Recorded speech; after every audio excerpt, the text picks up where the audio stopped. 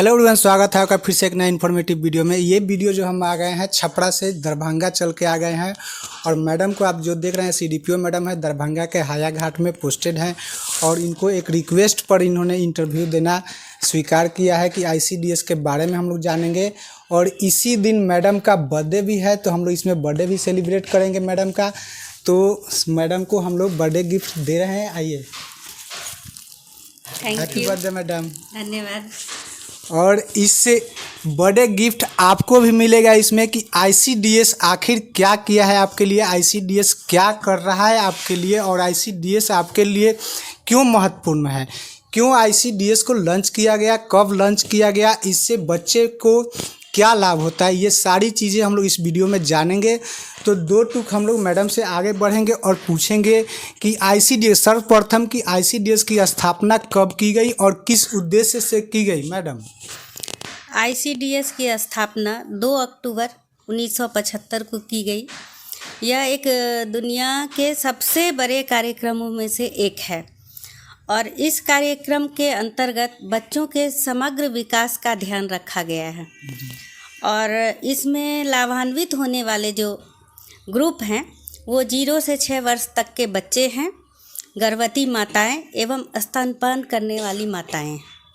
और इसका उद्देश्य है कि 0 से 6 वर्ष तक के बच्चों के पोषण एवं स्वास्थ्य की स्थिति में सुधार, बच्चों के उचित मनोवैज्ञानिक, शारीरिक और सामाजिक विकास की नींव रखना और बच्चों में मृत्यु दर, रुग्णता, कुपोषण और स्कूल छोड़ने की प्रवृत्ति को दूर करना।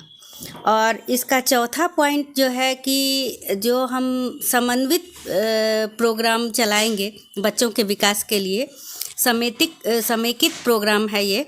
इसमें विभिन्न जो हमारे विभाग हैं उनके समन्वय से कैसे बच्चों का विकास हो, इसके संबंध में भी हम लोग काम करेंगे। और अंतिम ये है उद्देश्य, इसका 5वां उद्देश्य है कि बच्चों के स्वास्थ्य एवं पोषण शिक्षा के माध्यम से बच्चों के लिए सामान्य स्वास्थ्य और पोषण संबंधी जो ज़रूरत है उसके के लिए माताओं को शिक्षित करना, ताकि माता जो है घर में रहकर बच्चों को कुपोषण से बचा सके। माताएं अगर शिक्षित हो जाएंगी तो उनको पता रहेगा कि बच्चों को किस उम्र में क्या देना है। 6 माह तक केवल स्तनपान करवाना है, 6 माह बच्चों का पूर्ण होते ही उसको ऊपरी आहार देना है। इसलिए बच्चों की माताओं को शिक्षित करना बहुत ज़रूरी है ताकि बच्चे कुपोषण से दूर रहें। इसकी ये तो मैडम उद्देश्य होगा, लेकिन इसकी कौन कौन सी सेवाएं हैं, आईसीडीएस द्वारा कितनी सेवाएं लागू की गई है और उससे क्या बेनिफिट होता है, ये चीज़ पर भी मैडम थोड़ा फोकस करिए। आईसीडीएस बच्चों के लिए 6 सेवाएं देती हैं जी। इनका मेन फोकस हैं, गर्भवती और माता और स्तनपान कराने वाली माता भी इसमें शामिल हैं, लेकिन वो इसलिए शामिल हैं कि कहीं ना कहीं बच्चा उनसे जुड़ा हुआ है।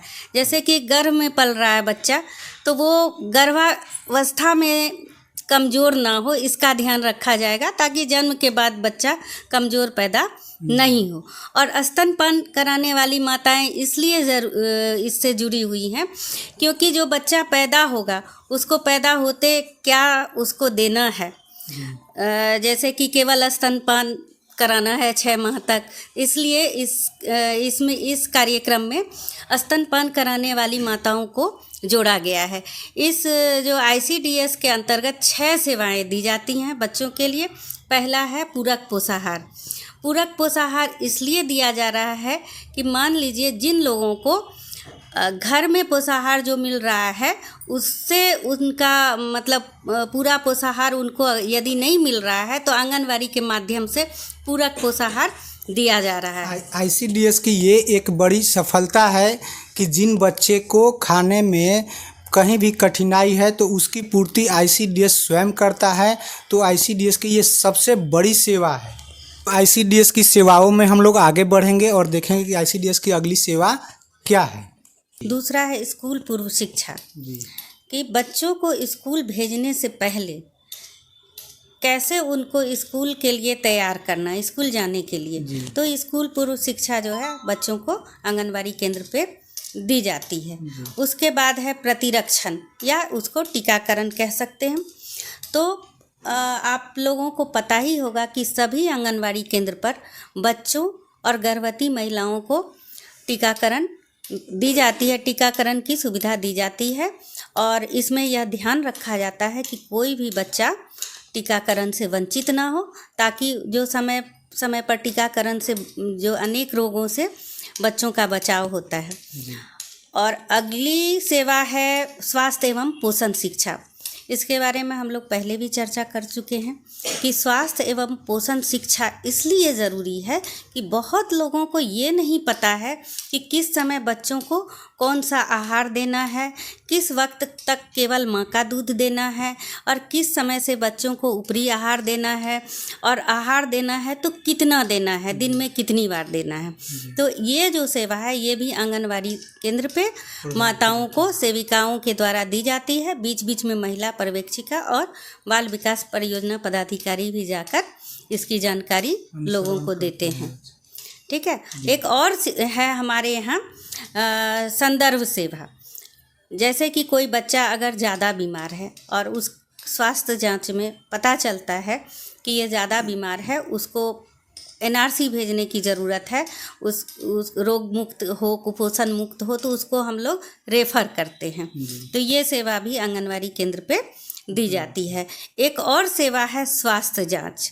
टीकाकरण तो होता ही है, स्वास्थ्य जांच भी है, स्वास्थ्य विभाग के सहयोग से होता है। उससे बच्चों में कौन सी बीमारी है या कुपोषण है इसका पता लगाया जाता है। ऐसे तो कुपोषण का पता हमारी आंगनवाड़ी सेविका लगाती ही हैं, लेकिन साथ में स्वास्थ्य विभाग का भी इसमें सहयोग मिलता है। तो ये थी आंगनबाड़ी आईसीडीएस की सेवाएं। इतनी सेवाएं आईसीडीएस द्वारा प्रोवाइड की जाती है। फिर आगे बढ़ेंगे दूसरे। इसमें एक और मैडम बात है कि किसका और सेविका सहायिका और एलएस का कार्यदायित्व क्या होता है आईसीडीएस में? आईसीडीएस में देखिए, सेविका का काम है पोषक क्षेत्र में जितने भी बच्चे हैं उनका ग्रोथ मॉनिटरिंग करना और उनसे ये पता लगाना कि किन बच्चों में कुपोषण है। यदि कुपोषण है तो फिर उनकी काउंसलिंग की जाएगी, उनके बच्चों की माताओं की, और आंगनवाड़ी पर जो पोषाहार दिया जा रहा है उस भोजन और काउंसलिंग के माध्यम से बच्चों का कुपोषण दूर किया जा सके। इसमें स्वास्थ्य विभाग की भी सहभागिता रहती है। तो आईसीडीएस का मुख्य उद्देश्य है बच्चों में कुपोषण को दूर करना, बच्चों के मृत्यु दर में कमी लाना और बच्चों में जो बीमारियां हैं उनको दूर करना, ताकि बच्चे स्वस्थ रहें। जो अस्वस्थ बच्चे होते हैं उसकी मैडम क्या करते, पहचान करके एनआरसी भेजा जाता है। तो एनआरसी में भेजने के पहले जो पहचान की जाती है वो किनके द्वारा की जाती है? पहचान तो सेविकाओं को करना है। इनमें एएनएम का भी सहयोग रहता है और सेविकाओं को हर आंगनवाड़ी केंद्र पर वजन मशीन दिया गया है और लंबाई मापने की मशीन दी हुई है। तो उसमें सेविकाएं चिन्हित करेंगी वज़न लेने के बाद कि उम्र के अनुसार इनका वज़न, बच्चे का वज़न सही है या नहीं है, लंबाई जो है उम्र के अनुसार सही है या नहीं है। और सेविकाओं को जहां इसमें परेशानी होगी उसमें महिला पर्यवेक्षिका सहयोग करेंगी, ताकि बच्चों का सही ग्रोथ मॉनिटरिंग हो सके। इतनी सारी आईसीडीएस सेवाएं दे रही हैं कि अगर आपके बच्चे में किसी प्रकार की कमी, ग्रोथ में कमी, उनको अलग से सुविधा देने की ज़रूरत है तो वही काम करता है एनआरसी। एनआरसी उस बच्चे को भेजा जाता है जिसकी ज़रूरत होती है पोषण में सुधार की।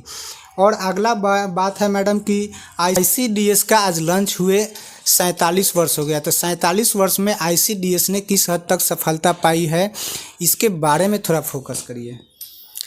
जहाँ तक कुपोषण दूर होने की बात है तो हम इसमें बहुत ज़्यादा सफल नहीं हुए हैं और इसके लिए ज़ोर शोर से एक अभियान शुरू किया गया है, राष्ट्रीय पोषण मिशन, जो वर्ष 2018 से शुरू हुआ है।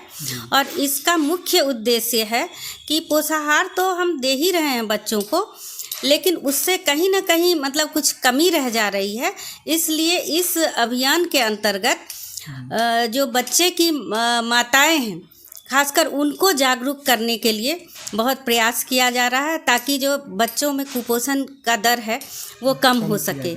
इसके लिए आंगनवाड़ी केंद्र पे गोद भराई कार्यक्रम का आयोजन किया जा रहा है, अन्नप्राशन दिवस मनाया जा रहा है, ताकि बच्चों को, यदि कोई बच्चा जन्म लेता है तो माताओं को पता होना चाहिए कि केवल और केवल स्तनपान देना है 6 माह तक, और 6 माह के पूरा होने पर तुरंत उसको उचित जो है पोषाहार, ऊपरी आहार शुरू करना है, ताकि बच्चों को समय से यदि हम ऊपरी आहार देते हैं तो बच्चा का जो ग्रोथ होना है वो सही होगा। अगर समय से नहीं दिया जाएगा तो बच्चों में जो पोषण होना चाहिए वो नहीं होगा।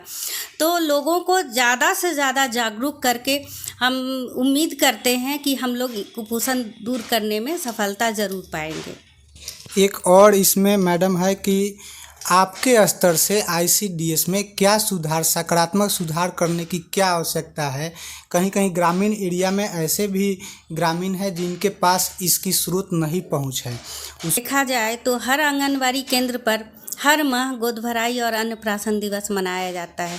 इसके बावजूद अगर कहीं लोगों में जानकारी का अभाव है तो कहीं ना कहीं सेविका अपना काम अच्छे ढंग से नहीं कर रही हैं। तो इसके लिए महिला पर्यवेक्षिका और बाल विकास परियोजना पदाधिकारी को भी उस क्षेत्र में जाकर स्वयं योगदान देना चाहिए। वहाँ पर लोगों को बुलाकर बैठक करके पोषण के बारे में समझाना चाहिए। इस बारे में हम एक और बात बताना चाहेंगे कि अगर आप सेविका हैं तो आपको इस कार्य के लिए इंसेंटिव भी प्रोवाइड की जाती है, और इंसेंटिव के माध्यम से आपको भी सक्रिय किया जाता है कि आप ग्रामीण स्तर पर जितने भी लाभुक हैं उनको लाभान्वित करिए। तो मैडम से हम ये पूछना चाहेंगे कि मैडम जो प्रोत्साहन राशि सेविकाओं को दी जाती है वो किस कार्य पर और कितने कार्य दायित्व निर्वहन के बाद दिया जाता है? सेविकाओं को जो प्रोत्साहन राशि दी जानी है वो ग्रोथ मॉनिटरिंग और होम विजिट के लिए है। यदि कोई सेविका अपने आंगनवाड़ी केंद्र के निबंधित 80% बच्चों का, कम से कम 80% बच्चों का ग्रोथ मॉनिटरिंग हर माह करती हैं और कम से कम 60% घरों का गृह भ्रमण करती हैं, तो उनको 500 रुपये की प्रोत्साहन राशि दी जाएगी। तो इसके लिए सरकार प्रोत्साहित कर रही है कि जो बच्चों का ग्रोथ मॉनिटरिंग है वो हो जाए। को सेविका अपना काम करते हुए उनको जो मानदेय मिल रहा है उसके अलावा उनको 500 रुपये दिए जाएंगे, ताकि वो ये ग्रोथ मॉनिटरिंग का कार्य मन से करे और बच्चों को चिन्हित करे कि कौन से बच्चे वास्तव में कुपोषित हैं, और उसको समय रहते काउंसलिंग के माध्यम से या एनआरसी भेजकर उसका इलाज किया जा सके और बच्चों में कुपोषण खत्म किया जा सके। इसमें सहायिका को भी प्रोत्साहन राशि है, वो उस पर मैडम थोड़ा सा फोकस करेंगी। सहायिका को कब प्रोत्साहन राशि प्रोवाइड कराएगी? सहायिका के लिए प्रोत्साहन राशि है कि वो महीने में कम से कम 21 दिन ससमय आंगनवाड़ी में अपना कार्य करती हैं। तो इसके लिए सहायिका को भी 250 रुपये की प्रोत्साहन राशि दी गई है, लेकिन इसकी एंट्री सेविका द्वारा पोषण ट्रैकर पर ज़रूर की जानी है। पोषण ट्रैकर के द्वारा ही देखा जाएगा कि महीने में कौन कौन से आंगनवाड़ी 21 दिन खुले हैं।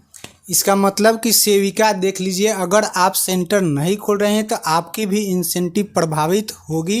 पोषण ट्रैकर पर आपको भी कम से कम 21 दिन आंगनबाड़ी केंद्र को खोलना होगा। तो ये थी मैडम का बर्थडे गिफ्ट आईसीडीएस की तरफ से। आप लोग को उम्मीद है कि वीडियो अच्छा लगा होगा। वीडियो अच्छा लगे तो लाइक करिए, शेयर करिए, कमेंट करिए, और चैनल पर पहली बार विजिट करिए कृपया चैनल को सब्सक्राइब कर लिए। मिलते हैं फिर अगले इन्फॉर्मेटिव वीडियो के साथ।